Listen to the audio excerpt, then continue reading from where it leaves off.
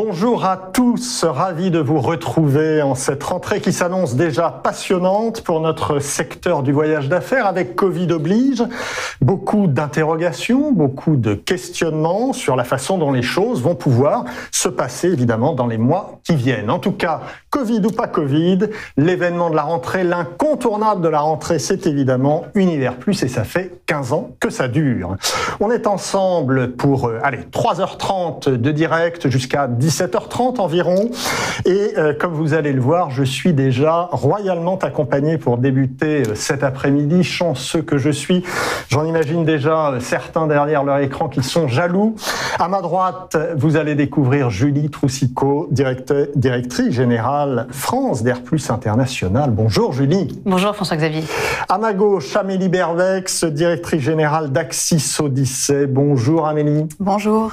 On va vous retrouver un peu plus tard, Amélie. Julie, un mot pour commencer sur le format, puisque exceptionnellement, les universités d'Air Plus ne se déroulent pas en présentiel. Exactement. D'abord, bienvenue à toutes et à tous. Je suis ravie de vous retrouver et effectivement dans un format qui est différent des années précédentes. Ça a été effectivement une décision de prise en début d'année quand il a fallu faire le choix parce qu'on voulait impérativement garantir que cet événement puisse avoir lieu, quelles que soient les conditions sanitaires. On avait très envie de le maintenir pour pouvoir prendre le temps de partager avec nos experts, avec vous, avec les clients, un certain nombre de tendances de fond, mais aussi évidemment qui se sont accélérées pendant cette période de crise sanitaire. Donc certes, une décision difficile à prendre, puisque comme vous le savez, nous adorons voir nos clients vous voir en vrai, donc forcément un petit peu compliqué, mais nous vous avons réservé quelques petites surprises tout au long de l'après-midi, quelques petites touches Air Plus. J'espère vous feront plaisir. Alors un petit mot, Julie, sur le thème, puisque vous avez choisi d'aborder le voyager mieux, ça mérite une explication. Alors le thème nous est apparu comme une évidence, le voyager mieux, d'abord parce que c'est une tendance de fond, cette tendance de vouloir voyager mieux est une tendance de fond qui existait avant la crise et qui évidemment aujourd'hui non seulement est un besoin, mais je pense même une obligation de voyager mieux. Donc c'est vraiment l'ambition de cet après-midi, c'est de pouvoir analyser avec nos experts, comprendre et puis faire une analyse très objective et réaliste des actions qui ont été prises dans évidemment le voyager mieux. On sait que sur certains aspects, il y a déjà eu un petit bout de chemin de parcouru. Je pense qu'il y a encore beaucoup à faire et c'est ce que nous allons voir cet après-midi. Et puis enfin, Julie, les temps forts. Qu'est-ce qui nous attend finalement au menu de cette 15e édition ? Oui. Alors la conférence et cet après-midi va s'organiser autour de 3 grands thèmes, donc 3 tables rondes sur le devoir de diligence envers les voyageurs, la RSE appliquée au voyage d'affaires et puis la digitalisation au service du voyager mieux. Après, comme tous les ans, nous avons notre traditionnel Innovation Room, donc qui consiste à faire pitcher des startups et les faire concourir au trophée d'Innovation d'Air Plus. Là, cette année, on a fait le choix de faire 2 trophées différents. Un qui est vraiment plutôt la RSE au service de l'entreprise et le bien-être au service du voyageur. Et évidemment, comme d'habitude, c'est vous qui allez voter et donc départager ces startups. Également, pour rythmer un petit peu l'après-midi, vous verrez qu'entre les tables rondes, il y aura quelques petites interventions, quelques petites surprises, pour mettre un petit peu de rythme évidemment à tout ça. Et puis nous clôturerons cette édition, parce que comme tu l'as dit François-Xavier en introduction, c'est notre 15e, donc avec une petite surprise pour fêter et célébrer tous ensemble les 15 ans d'Univers Plus. Voilà, merci beaucoup Julie. On se retrouve vers quelle heure ensemble ? Alors on se retrouve vers 17h30 ensemble. Et puis écoutez, en attendant, je vous souhaite vraiment une excellente après-midi sur les ondes d'Air Plus. Eh bien, on se dit à tout à l'heure, Julie. Merci beaucoup. Amélie Bervex, j'aimerais qu'on prenne 10 bonnes minutes en introduction pour faire avec vous le tour des principaux changements que cette pandémie, tout à fait inédite, bien sûr, provoque dans notre secteur du voyage d'affaires. Changement, je devrais dire d'ailleurs plutôt bouleversement, car c'est vrai que je ne vois pas d'autres secteurs d'activité qui aient été autant impactés par la crise que le voyage d'affaires. Et c'est ce qui rend d'ailleurs un peu cet après-midi exceptionnel. Alors, première question Amélie, on a entendu des patrons de l'aérien notamment se rassurer en disant que le voyage d'affaires allait retrouver un jour ou l'autre ses niveaux d'avant-crise. Or, toutes les études, tous les sondages auprès des entreprises, des patrons, des acheteurs, des travel managers nous disent qu'une partie des voyages d'affaires s'est évaporée pour de bon avec cette crise. Est-ce que cette disparition d'une partie du business. Allez, on parle de 10, 20, 30% même, ces chiffres-là en tout cas sont évoqués. Et est-ce que cette disparition fait encore débat pour l'experte que vous êtes ? Alors nous, on voit une grande évolution dans les politiques internes de l'entreprise et on voit un petit peu les deux aspects que vous mentionnez. À la fois, le business travel reste incontournable pour la croissance de l'entreprise, donc il ne va pas disparaître. On a beau avoir beaucoup de buzz sur le fait qu'on peut signer des gros contrats de plusieurs millions par visio. La réalité terrain aujourd'hui dans l'entreprise montre qu'il va falloir revoyager et être en contact pour faire du business. Par contre, c'est vrai que toute la partie qui est plutôt considérée comme un voyage interne, les rencontres entre collaborateurs, etc. Ça, on a vu une accélération. Il y avait déjà une volonté de réduire ce type de déplacement. On voit une accélération clairement et des modifications des politiques voyage sur ces aspects.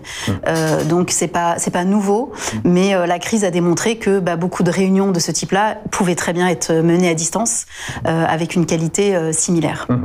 Deuxième question, Amélie, deuxième bouleversement, l'incroyable dimension que prend la question environnementale et plus largement la RSE. Pourquoi cette crise provoque-t-elle cette prise de conscience ? Est-ce qu'on est dans du marketing ou dans une vraie prise de conscience ?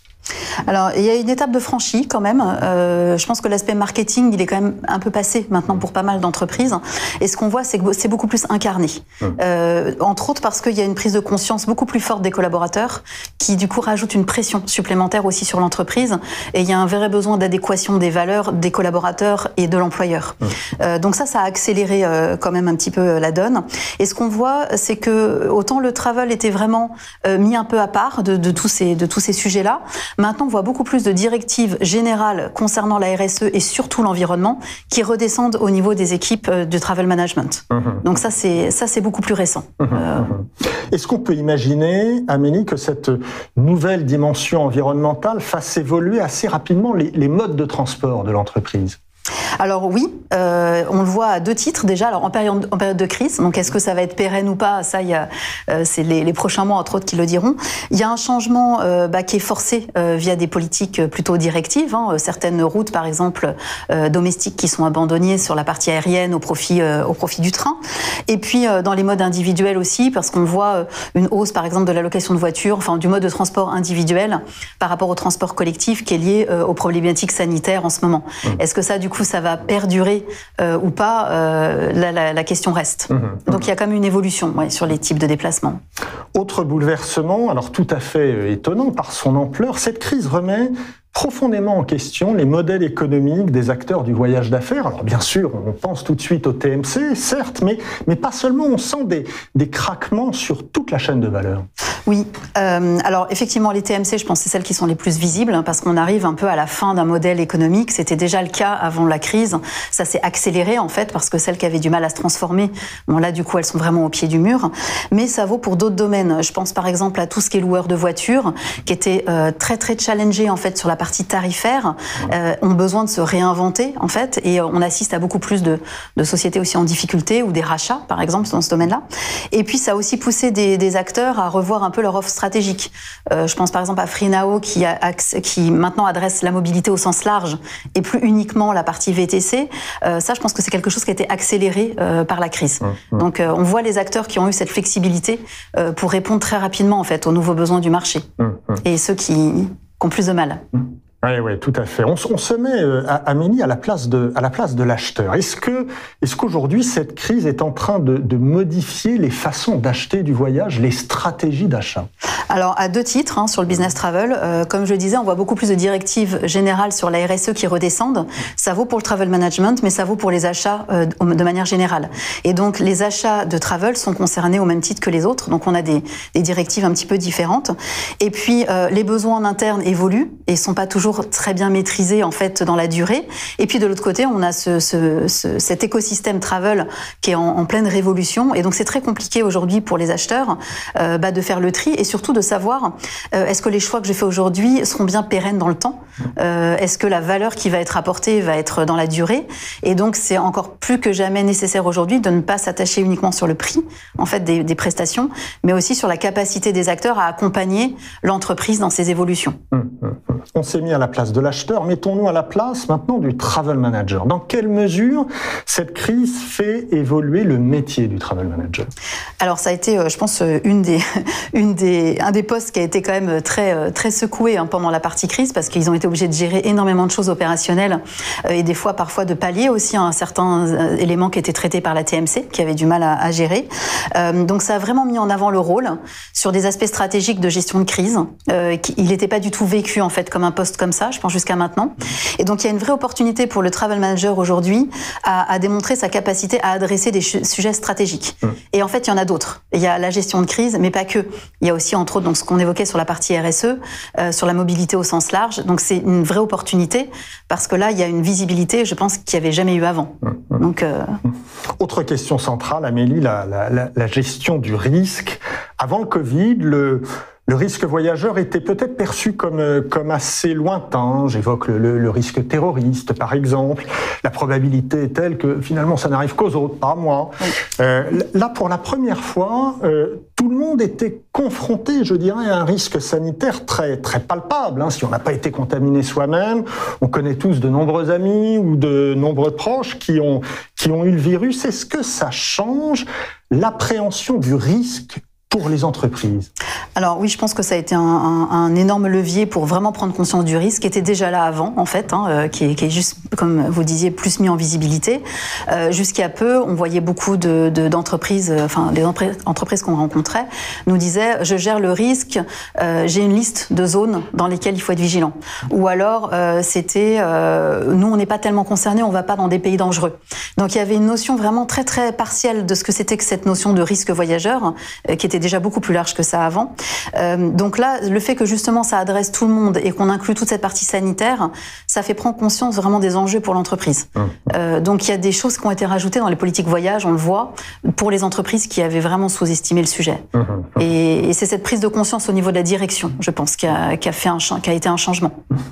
Et puis dernier point, Amélie, on a beaucoup dit que cette crise a accéléré fortement les usages digitaux des consommateurs, que les GAFAM d'ailleurs en sortaient largement vainqueurs.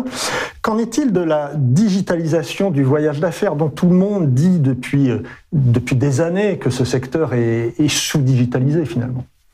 Alors, il n'est pas tant que ça. Il y a quand même, par rapport à d'autres secteurs, en fait, il y a quand même pas mal de digital, mais très morcelé. Il n'y a pas une vision digitale du parcours voyageur, finalement. C'est plein d'étapes qui sont digitalisées. Ce qu'on voit en changement surtout, c'est cette notion de timing. C'est-à-dire que l'information est clé pour qu'elle aille jusqu'au voyageur, mais en fait, maintenant, elle doit quasiment être en temps réel. Parce que pendant toute cette période de crise, les directives, les contraintes évoluaient tout le temps. Donc, ça a mis vraiment en exergue le fait que c'est pas juste une information une fois toutes les 3 semaines qui va couvrir le besoin, c'est vraiment du temps réel. Et ça, c'est très compliqué de le faire sans digitaliser davantage le parcours voyageur. Ça peut pas être fait à l'ancienne avec des emails, par exemple.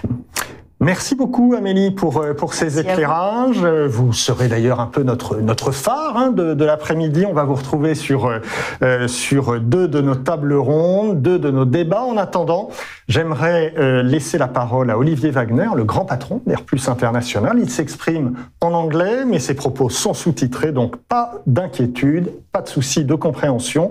On l'écoute tout de suite et on se retrouve pour notre premier débat. À tout de suite.